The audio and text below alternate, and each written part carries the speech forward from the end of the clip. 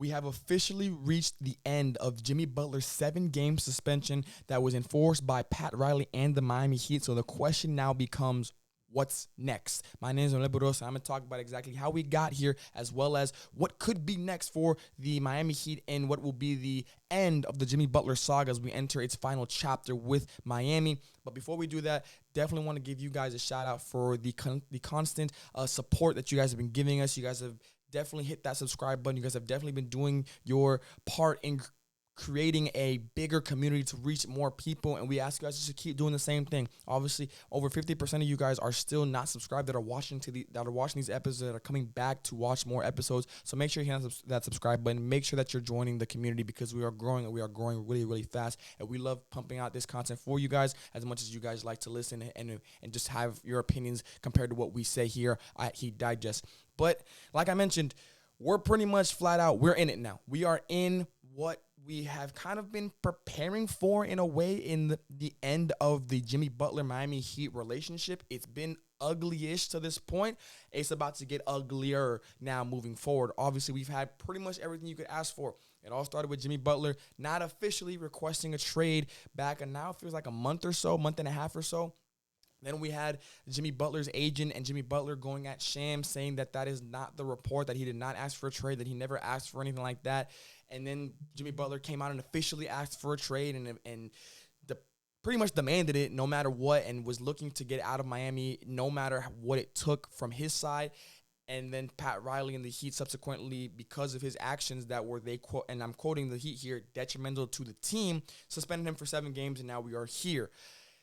Things have not really gotten any different. You see here, Jimmy Butler met with Pat Riley. We know this. He actually already met with owner Mickey Arison as well. And he reiterated to both people, I do not want to be in Miami. I would like to be moved. And he does not intend to sign a new deal. Even though Jimmy Butler has, and I'm going to pull it up here on the screen for you guys so you know exactly what his contract situation is moving forward. He has $52 million on the table here for a player option in the following season, in 2025-26, in the offseason. He has told Pat Riley to his face that he will not sign a new deal, and the only way he will opt into that player option of $52 million is if it is a sign and trade maneuvering type of deal. Not looking to even play one more season, even for $52 million, which shows just how far along we really are, and shows just how far along Jimmy Butler is. Jimmy Butler does not want to be here. Jimmy Butler has refused any type of really reconciliation from the Miami Heat, and we've talked about every angle that you could talk about with this situation. We all know that Jimmy Butler did not handle this the best. We all know that Pat Riley maybe could have handled it a little differently. We all know that it's been too many alphas in this room, and something has to give, because you can't have 2 aggressive personalities going back and forth. One person's got to try and be the compromise, try and be the one to de-escalate the situation. Hasn't really happened, and so now we are here.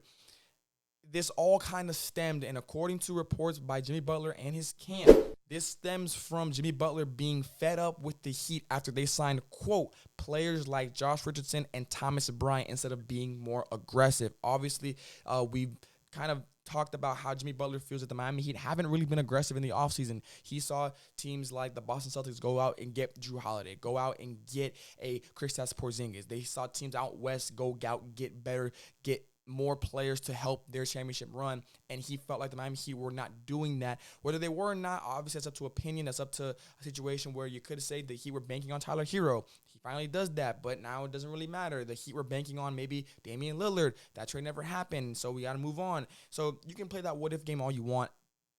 In the end, I do think there is a level of There's a level for Jimmy Butler to stand on, flat out. I do think that he has some say. Now, I don't agree with the way he's handled this. I really don't. I think that, at the end of the day, you had an organization ready to give you the rest of your career, rightfully so. Yes, Pat Riley and the Heat have had their fair share of hiccups when handling aging stars that are going out the door. But nevertheless, I don't think that would have happened if Jimmy Butler had even half of the year that we expect him to have. All we wanted him to be was be healthy, was be available, was be out there and be the Jimmy Butler that we saw in spurts throughout the season so far. We're talking about 35-point performances. We're talking about big moments to help us win games. Being a leader for the young guys, the Tyler Heroes, the Bam Adebayos to an extent, the Khalil Wares, the Jaime Jaquez Jr.'s. Like, we wanted him to help us go into that next era. I understand Jimmy's urge to want to win a championship. I understand that Jimmy is a competitor. I understand all of that. But at the same time, I don't know where Jimmy Butler goes from here, because flat out, something has to give. Again, I say you can't have these two types of personalities, mainly talking about Pat Riley and Jimmy Butler. You can't have these types of personalities and expect things to go seamlessly into the night. You know, obviously, I think the match was made in heaven. I don't think, if you go back in 2019, 20, I believe, when Jimmy Butler signed with the Heat, I don't think that Pat Riley does anything different. I don't think Jimmy Butler does anything different. I think if you tell them this is the ending, but you will still experience what you experienced in between the beginning and end, I feel like they're going to do it at 10 out of 10 times, because it was legendary, because it was historic. We had some moments that we will never, ever maybe be a part of again. Once in a lifetime moment type of things. We're talking about the Miami Heat making that championship run where no one thought they would twice, making that COVID bubble run in 2020, and then obviously from the play-in, literally the final game, to be eliminated from the playoffs, to now running out a momentum that will never be replicated again into the finals against the Denver Nuggets, ultimately losing in 5, I believe it was. So the highs were amazing. The lows were low, and they're definitely going to be remembered as well. I don't think either side is going to be upset with how it went. Maybe the ending could be a little bit better when we sit down in a couple of years and have the 30 for 30 on what exactly happened. But I do think something has to give. And flat out, if you're Pat Riley, as much as you want to get the best for the Miami Heat, and I want obviously the Miami Heat to get the best for themselves, whether it's trade picks, whether it's young players, whether it's another star, whatever it is, I think you can't afford to have Jimmy Butler and paying him to be at home, because Jimmy Butler cannot be a part of this team moving forward. He cannot be there. I get his 7-game suspension is up. I don't think he should play on Friday against the Denver Nuggets. I don't think he should be a part of the team, because it's just going to be nonstop questions about Jimmy, whether it's to him, whether it's to Spo, whether it's to Pat, whether it's to his teammates, whoever.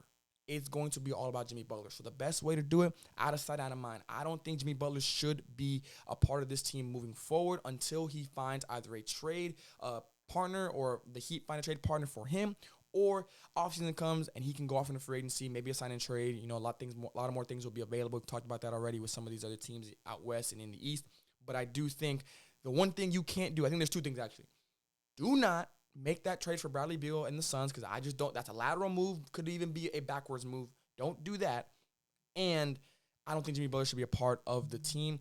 It sucks that you have to pay him money to be home, but that's the only thing that can make this salvageable, because you can't force a player like Jimmy Butler to be there when he doesn't want to be there, because we're going to have, again, a Minnesota Timberwolves-like exit. We're going to have nonstop. We're going to have the one-on-ones on ESPN exclusive. Like, we're going to have all that again. And I know Pat Riley, you know, we've heard stories about how it's, you know, my way or the highway, or that he's not going to bend it to anybody like that. And I understand that. It's what's gotten Pat Riley to be one of the best executives in the NBA. Whether matter your opinion right now or not, we all can agree that Pat Riley is one of the best executives ever in the association. Like, we all have to agree with that. It's new generation. I talked about it before in the last video a few days ago. It's a new generation, and I don't know if you can do that right now in the player empowerment era. And I think Jimmy Butler's the worst player to do that with. I think if it was another player, you maybe could get away with it. But right now, talking about an aging star who wants to be on a championship team, who wants to be a part of a winning situation in his mind that is not in Miami right now, at least have more fun, as he said before, find that joy again. I don't think he's the one that you want to try and play game of chicken with, because he and Pat Riley will both keep going until one of them, and that person being the other, is the one that gives in. So leave down in the comments below what you think the best way to handle it if you were Pat Riley right now. Would you keep him home? Would you bring him back and say, hey, I'm paying you this much money. I'm paying you millions and millions of dollars. You got to come and do your job. I don't know. I know I'm sure some of you guys will definitely agree with that take, but leave down in the comments your opinion on how you would handle it if you were the GM of the Heat right now, and we'll catch you guys in the next episode of Heat Digest.